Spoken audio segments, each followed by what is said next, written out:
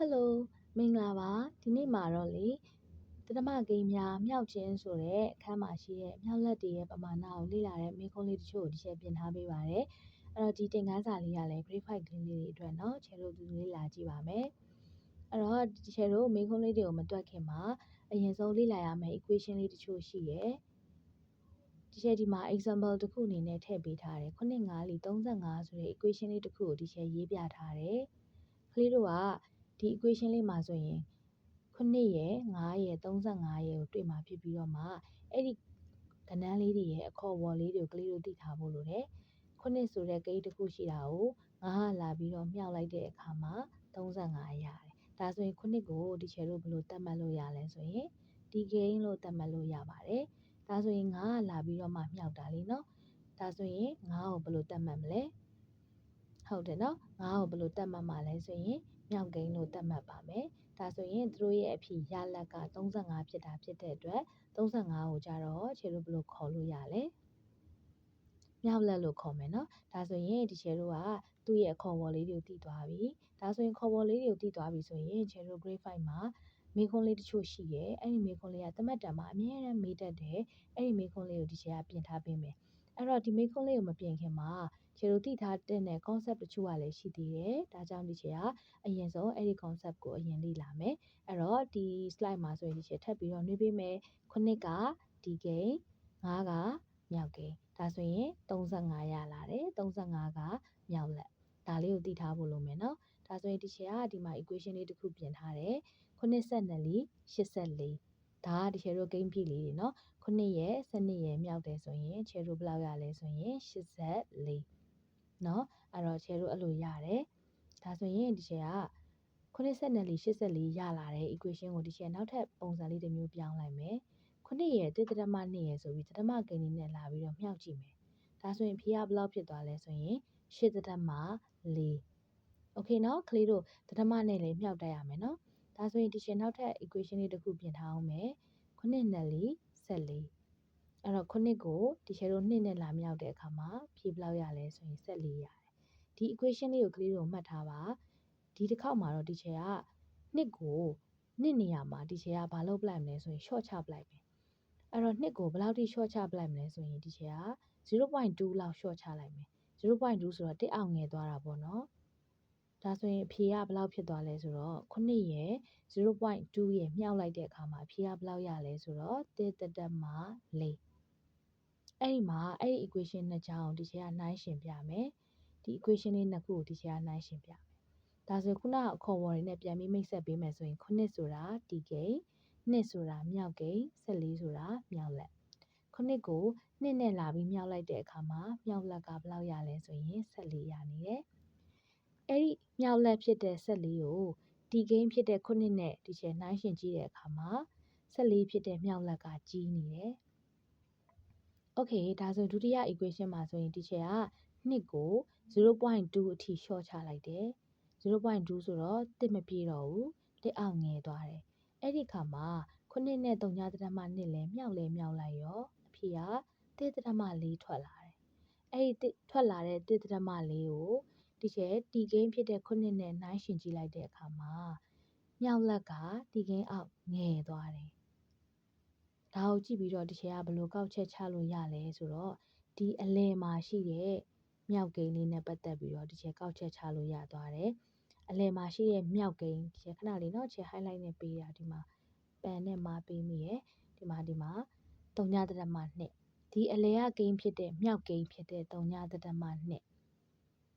เนาะအဲ့ဒါလေးသတိထားဖို့လိုတယ်ရှေ့ရကိန်းဖြစ်တဲ့9เนาะတီကိန်းကိုမြောက်ကိန်း3ညတမ2နဲ့လာပြီးတော့မြောက်ရင်အဖြေကဘယ်လောက်ရလဲဆိုတော့1တမ4 1တမ4ကငကုမူလတီကိန်းအောင်ငယ်သွားတယ်ဒါဘာကြောင့်လဲဆိုတော့ဒီချေကခုနကဒီချေရှေ့မှာပြောခဲ့တယ်လေနှစ်ကိုဒီချေ short ချလိုက်မယ်လို့ပြောခဲ့တယ်မလားနှစ်ကိုဒီချေက1အောင်ငယ်အောင် short ချလိုက်တာဖြစ်တဲ့အတွက်မြောက်ကိန်း1အောင်ငယ်သွားတယ်ဒါဆိုရင်ဒီချေပြန်ပြီးတော့သုံးသပ်ကြည့်မယ်ဆိုရင်ဒီကိန်း9ကို1အောင်ငယ်တဲ့မြောက်ကိန်းနဲ့လာပြီးတော့မြောက်လိုက်ရင်ရလာတဲ့မြောက်လက်ကငကုမူလတီကိန်းဖြစ်တဲ့9အောင်ငယ်သွားတယ်အဲ့ဒီ concept ကိုကလေးတို့သိရမယ်เนาะဒါဆိုရင်ဒီချေကနောက်ထပ် equation လေးတစ်ခုထပ်ပြီးတော့မှဖန်တီးထားတယ် ချဲရေးထားတဲ့ equation လေးက9 6 4 42ဒါဆိုရင်6က1ထက်ပါဖြစ်လဲကြီးတယ်နော်အလဲကမြောက်ကိန်းကိုကြည့်ပါအလဲကမြောက်ကိန်းက6ဖြစ်နေတယ်6က1ထက်ကြီးတယ်ဒါဆိုရင်ဖြေက42ထွက်တယ်ထွက်လာတဲ့42ကဒီကိန်းဖြစ်တဲ့9ထက်ကြီးနေတယ်ဒါဆိုရင်ဒီချေကခုနက concept အတိုင်းမှန်ဒီချေပြန်ပြီးတော့ချိန်ကြည့်မယ်6ကိုဒီချေကတစ်အောင်ငယ်တဲ့ကိန်းဖြစ်အောင်ရှော့ချလိုက်မယ် 0.6 လို့ဒီချေပြောင်းလိုက်မယ်ဒါဆိုရင်9ရဲ့ 0.6 ရဲ့မြောက်ရင်ဖြေက 4.2ဒီကိန်းဖြစ်တဲ့ခုနှစ်ကိုတစ်အောင်ငယ်တဲ့3.6နဲ့လာပြီးတော့မြှောက်လိုက်တဲ့အခါမှာအဖြေက4.2ထွက်လာတဲ့အဖြေ4.2ကငကိုမူလတီကိန်းအောက်ကိုဘာဖြစ်သွားလဲဟုတ်တယ်နော်ငယ်သွားတယ်ကလေးတို့အဲ့ဒီ concept ကိုသိရမယ်ဒါဆိုဒီချက်နောက်ထပ် equation လေးပြင်ထားပေးသေးတယ်ဒီတစ်ခါမှာတော့ပို့ပြီးတော့မှ short ချလိုက်တယ်ခုနှစ်ကိုယာလီစိတ်ထိဒီချက်က short ချလိုက်တယ်3.36ဒါဆိုရင်အဖြေကဘယ်လောက်ရလဲ3.4နဲ့ဒီမှာလည်းအဲ့လိုပဲတီကိန်းဖြစ်တဲ့ခုနှစ်ကိုတစ်အောင်ငယ်တဲ့ကိန်းနေနဲ့လာပြီးမြောက်လိုက်တဲ့အခါမှာရလာတဲ့မြောက်လက်ကငကိုမူလဖြစ်တဲ့တီကိန်းခုနှစ်အောက်ကိုငယ်သွားတာကိုကလေးတို့သိရလိမ့်မယ်ဒါဆိုရင်ကလေးတို့တေချာနားလည်ထားဖို့လိုတယ်နောက်ထပ် equation လေးတစ်ခုပြန်ကြည့်မယ်ဒီတစ်ခါမှာတော့ဒီချက်ကခုနှစ်ရယ်1.11ရယ်လာပြီးတော့မြောက်တယ်ဒီချက်အမြဲတမ်းမှာပါတယ်မြောက်ကိန်းကိုတေချာကြည့်ပါနော်ဒီနေရာမှာမြောက်ကိန်းက1.11မြောက်ကိန်းนี่1ထက်ကြီးပါတယ်ဒါဆိုရင်အဖြေကိုကြည့်ပါအဖြေဘယ်လောက်ထွက်နေလဲ9.9ဆိုပြီးထွက်နေတယ်ဒါဘာကြောင့်ဖြစ်သွားတာလဲဆိုရင်ခုနှစ်ကိုလာပြီးတော့မြောက်တဲ့မြောက်ကိန်းကြီးက1ထက်ကြီးနေတာဖြစ်တဲ့အတွက်ရလာတဲ့မြောက်လက်ကငကိုမူလတီကိန်းထက်ကိုကြီးသွားတယ်ဒါဆိုရင်ဒီချက်နောက်ထပ် equation လေးတစ်ခုထပ်ပြီးတော့ပြင်ထားပေးသေးတယ်အဲ့ဒီ equation က3.3သူ့ကိုဘာနဲ့လာမြောက်မလဲလို့ပြောရင်တစ်အောင်ငယ်တဲ့3.6နဲ့လာပြီးတော့မြောက်လိုက်မယ်အဲ့ဒီခါမှာထွက်လာတဲ့ဖြေကိုကလေးတို့တစ်ချက်ကြည့်ပါတစ်အောင်ငယ်တဲ့ကိန်းနဲ့လာပြီးမြောက်တာဖြစ်တဲ့အတွက်ဖြေက3.4နဲ့ထွက်တယ်ကလေးတို့သိပြီးသားဖြစ်မှာပါဒါဆိုရင်ထွက်လာတဲ့3.4နှစ်ကငကိုမူလတီကိန်းအောက်ငယ်တယ်ဒါဘာကြောင့်လဲလို့ပြောရင်လာမြောက်တဲ့မြောက်ကိန်းဖြစ်တဲ့3.6ကတစ်အောင်ငယ်လို့ဒါဆိုရင်အဲ့ဒီ concept ကိုသဘောပေါက်မယ်လို့ထင်ပါတယ်အဲ့တော့ဒီ concept တိုင်းကိုတွက်မယ်ဆိုရင်ကလေးတို့ကအဖြေကိုချမြောက်စရာမလိုဘဲနဲ့ကလေးတို့ရလာတဲ့အဖြေကကလေးတို့ရလာတဲ့မြောက်လက်ကြီးကတီကိန်းထက်ကြီးနိုင်လားငယ်နိုင်လားဆိုတာကိုကလေးတို့ခန့်မှန်းတတ်မှာဖြစ်ပါတယ်ဆိုတော့ဒီချက်အဓိကမှာချင်တာကမြောက်ကိန်းကိုတေချာကြည့်ပါနော်မြောက်ကိန်းကအရေးကြီးပါတယ်အဲ့တော့ဒီချက်ဒီမှာအကုန်လုံးကိုဖြတ်ပြီးတော့မှဒီချက်ဒီမှာနောက်ထပ် slide လေးနဲ့ပြမယ်ခုနှစ်ကို1.2နဲ့လာမြောက်တယ်တစ်ထက်ကြီးရယ်နော်ဒါဆိုရင်ရလာတဲ့မြောက်လက်ကဒီကိန်းထက်ကြီးနေတယ်ကလေးတို့မြင်ပါပါနော်8.4ကခုနှစ်ထက်ကြီးရယ်ခုနှစ်ကိုတစ်ထက်ကြီးတဲ့ကိန်းတစ်ခုဖြစ်တဲ့2နဲ့လာမြောက်တဲ့အခါမှာလည်းဒီနည်းအတိုင်းပဲ14ရတယ်14ဆိုတာခုနှစ်ထက်ကြီးရယ်ဒီတစ်ခါမှာတော့ခုနှစ်ကို3.2နဲ့လာမြောက်ပြီး3.2ဆိုတာတစ်အောင်ငယ်တယ်တစ်အောင်ငယ်တာဖြစ်တဲ့အတွက်ကလေးတို့ရလာတဲ့ဖြေက1.4မြောက်လက်1.4ဒီတီကိန်းအောက်ငယ်သွားတယ်ဒါဆိုရင်ကလေးတို့ကနောက်တစ်ခုမှဆိုရင်လည်းဒီလိုပဲ6လာမြောက်တာ3.6တစ်ထက်ကြီးလားတစ်အောက်ငယ်လားဆိုတာကိုကြည့်ရမယ်မြောက်ကိန်းကိုကြည့်ရမှာနော်မြောက်ကိန်းကတစ်ထက်ကြီးလားဒါမှမဟုတ်တစ်ထက်ငယ်လားဆိုတာကိုကလေးတို့ကသိတယ်ဆိုရင်တေချာကြည့်တတ်တယ်ဆိုရင်ကလေးတို့ကမြောက်လက်ကိုခန့်မှန်းလို့ရပြီအဲ့ဒီကလေးတို့ရလာမယ့်မြောက်လက်ကတီကိန်းထက်ကြီးလားငယ်လားဆိုတာကိုကလေးတို့ကခန့်မှန်းလို့ရပြီဒါဆိုဒီချိန်နဲ့တူနောက်ထပ်မေးခွန်းလေးတချို့ကိုလိုက်ပြီးတော့တွက်ကြည့်မယ်ဒီမေးခွန်းလေးကမြည်သည့်ပု္ပ္ပာများမှာတဲ့မြောက်လက်ကတီကိန်းထက်ကိုပို့ပြီးတော့မှကြီးတယ်လေလို့မေးတယ်မြောက်လက်နော်ကလေးတို့တေချာကြည့်ပါအဲ့တော့အရင်ဆုံးဒီမေးခွန်းလေးကိုဒီချိန်ကမှာပါတယ် highlight လုပ်ပါသူကဘာလောက်ခိုင်းတာလဲဆိုတဲ့အခါကျတော့မြောက်လက်ကတီကိန်းထက်ကြီးရမှာ